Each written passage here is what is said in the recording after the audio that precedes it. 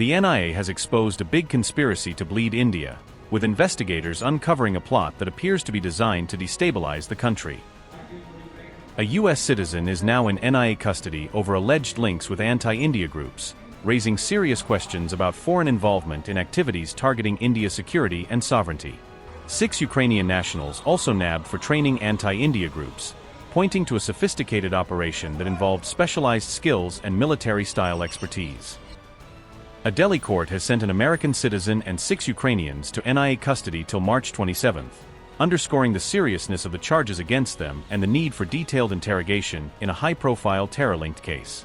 Matthew Aaron VanDyke was arrested by the National Investigation Agency on March 13, after investigators allegedly gathered enough evidence to link him to activities that could threaten India's security. The NIA said they had entered India on tourist visas illegally and were working with anti-India groups, suggesting they misused their travel documents to conceal their real intentions and possibly support networks hostile to the Indian state. VanDyke is a resident of Baltimore in the U.S. state of Maryland. According to his website, he has worked as a soldier, an international businessman, and a columnist. He reportedly worked as a war correspondent for the Baltimore Examiner in January and February 2009. VanDyke was also embedded with American forces operating in Iraq. He claims to be a veteran of the Libyan Revolution and was held as a prisoner of war there. He later set up a military contracting company called Sons of Liberty International.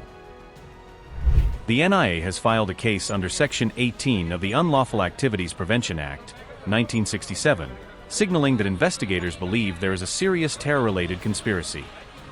This section of the Act deals with conspiracy, support, abetment, or incitement to carry out terrorist acts, and is invoked when agencies suspect that individuals have actively furthered or facilitated plans to commit terror offenses. The National Investigation Agency told the court that it is also looking for 8 more Ukrainians, indicating that the network under scanner is wider than the 7 already arrested and that the probe is still very much active. The NIA has alleged that the 15 people had trained groups in Myanmar that have links to anti-India groups, suggesting a cross-border terror plot in which foreign trainers helped hostile outfits increase their combat capabilities. The NIA also told the court that VanDyke and the 6 Ukrainians had admitted that they had trained these groups more than once. The NIA further said they were involved in illegally bringing drone shipments from Europe to Myanmar, pointing to a sophisticated operation. One NIA officer told HT, and I quote, "The ethnic armed groups they were training and supplying with weapons and other terrorist hardware are known to be supporting some banned Indian insurgent groups, which affects the national security and interest of India. We are trying to unearth the entire conspiracy, and a hunt is on for others." The U.S. Embassy in India has said it is aware of the situation, but added that for privacy reasons it cannot share more details or comment on cases involving its citizens. Ukraine has also raised the matter with the Indian government and submitted an official note over the detention of its 6 nationals by the NIA.